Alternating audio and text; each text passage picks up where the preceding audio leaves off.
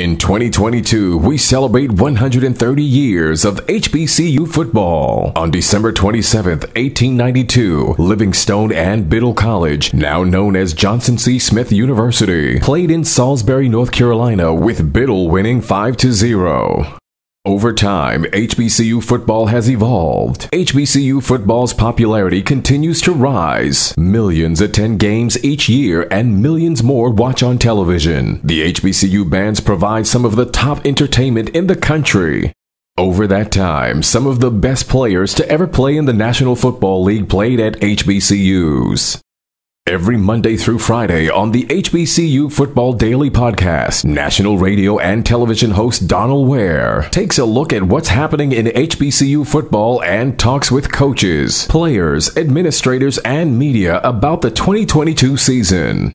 Make sure you join the conversation on social media by using the hashtag HBCU130. Now, here's your host, Donal Ware. This is the HBCU Football Daily Podcast for today, Friday, October 10th. I'm Donal Ware. Guess what? It's Friday! We've got a couple of HBCU national games of the week to look at. I mean, it was just three outstanding football games. Couldn't really choose between the three, so we're going to preview all three. Let's start with the Albany State and Benedict game. This game is going to be played in Albany, Georgia. And you look at both of these football teams. You look at Benedict, it's a team that's been that's undefeated. You look at Benedict from an offensive perspective. They're going to be able to pass the foot. They have a decent, a solid pass run balance. Right. Eric Phoenix is the primary quarterback. Although they use a two-quarterback system, they're also able to run the football and have a lot of success in terms of doing that this year. You look at this Albany State defense. It's a defense that if I compare it to last year's team, it was much more dominating last year. Okay, one loss to Florida A&M, where the Golden Rams gave up 23 points. Giving up about 136 yards rushing per game, which is a lot for Albany State, but still, I would say in the passing department, pretty much in terms of the pass defense, I mean, definitely getting it done from a pass defensive perspective. Teams are only averaging less than 140 yards passing per game against this team. Let's look at that Albany State offense. It's an offense that is one that is balanced, can rush the football, loves to run the football. And that's the recipe for Albany State, running the football and playing good defense. From a passing perspective, listen, pretty balanced attack. Well, from a passing perspective, you're looking at a team that can pass the football pretty good. Dante Bonet has had two solid seasons, and this year is another solid season. They're not asking him to go out and win football games. They're just asking him to not make mistakes and to manage the game a bit. And he's done a fairly decent job of that so far this season. So my prediction for the outcome of this football game, as you saw or heard in my power rankings on yesterday, I think Albany State. I like Albany State ranked higher than Benedict, although Benedict hasn't lost a football game this year. Again, as I mentioned, Albany State does two things extremely well: run the football and play good defense. I think a lot of those numbers that I mentioned a little bit skewed with the Florida A&M game. But they do those things very, very well. I think that Albany State wins this football game. Oh, and it's at home, meaning at home for Albany State over Benedict. But it promises to be a good football game. I just think Albany State is on another level than most teams, and I like Albany State to win this football game.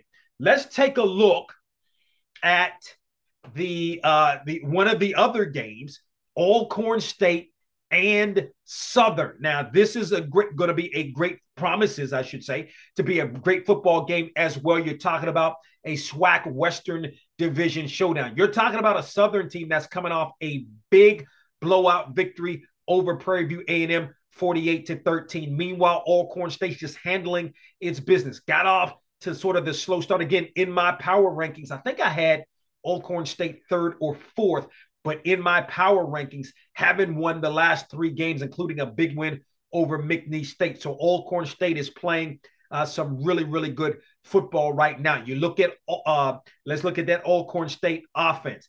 Quarterback play starting to come around. We know what the running game can do. The running game has been absolutely tremendous. And I mentioned one of my top 5 players certainly on yesterday from a running game perspective when you're looking at Alcorn State. When I look at Southern's defense, I mean, it's a solid defense. No doubt Jason Dumas, who came over with Eric Dooley from Prairie View A&M last year, starting to kind of play some pretty good football right now. You've got Jordan on the other defensive end, but I think the jury is, for me at least, the jury is still out on the Southern defense. Now, when I look at Southern from an offensive perspective, I mean, what can I say?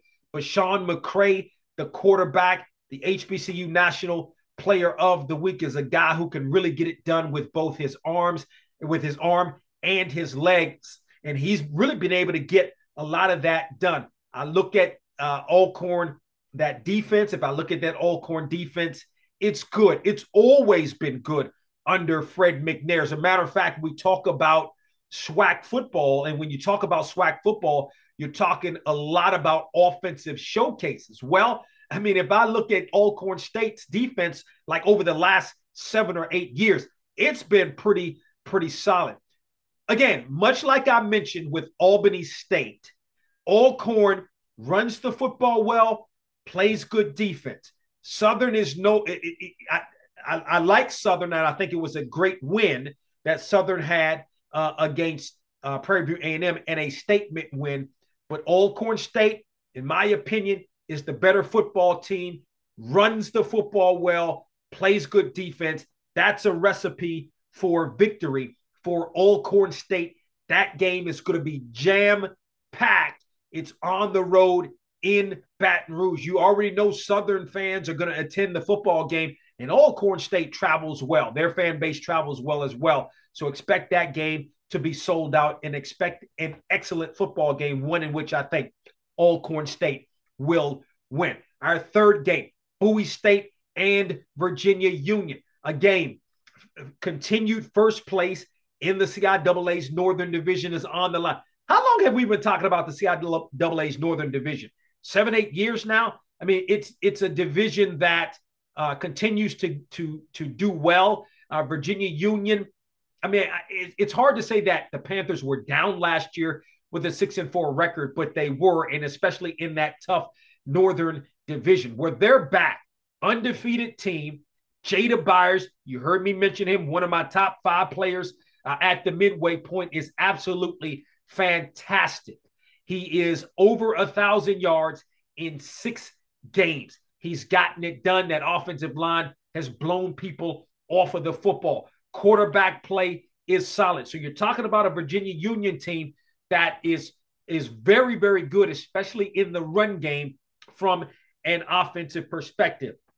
When I look at the Bowie State defense, it's playing well, and it's playing reasonably well. It's sort of starting to come around.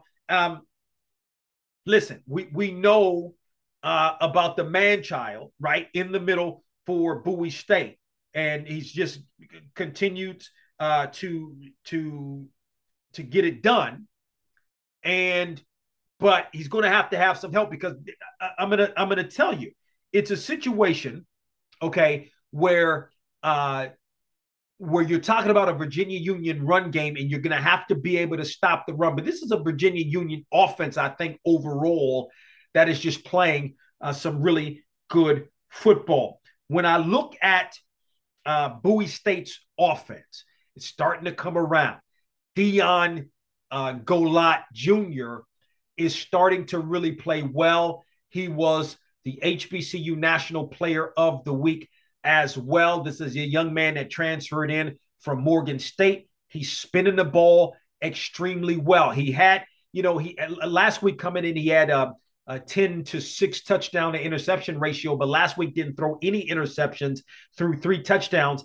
As a matter of fact, the running game is okay, but it's Golot that's really been able to get it done. And he's going to have to go up against the Virginia Union defense that, is solid. I mean, it's a solid defense. I think Virginia Union is solid as a whole. So now, for a prediction, this is tough. It's a home game for Bowie State. Bowie State, the three-time defending Northern Division champions.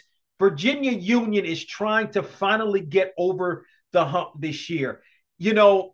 I believe I picked against Bowie State last week in the victory in the game against Virginia State, and Virginia State lost that game to Bowie State. It's just something about Virginia Union this year. This, I think, is Virginia Union's year, because you're looking at a Virginia Union program under Dr. Alvin Parker, the head football coach, that has been knocking at the door. If I recall correctly, couple of 8-2 seasons, maybe 1 7-3 season, but it just wasn't enough because Bowie State was the better team. Even going back to when Virginia State played in the championship game, what was that? Going back to 2018, Virginia Union just wasn't there. The winner the winner of this football game continues on the trajectory in terms of the Northern Division crown. Meanwhile, the loser is not only a loss in the division, but also a game, when you're talking about head-to-head. Now, remember, Bowie State does have 1 loss in the CIAA.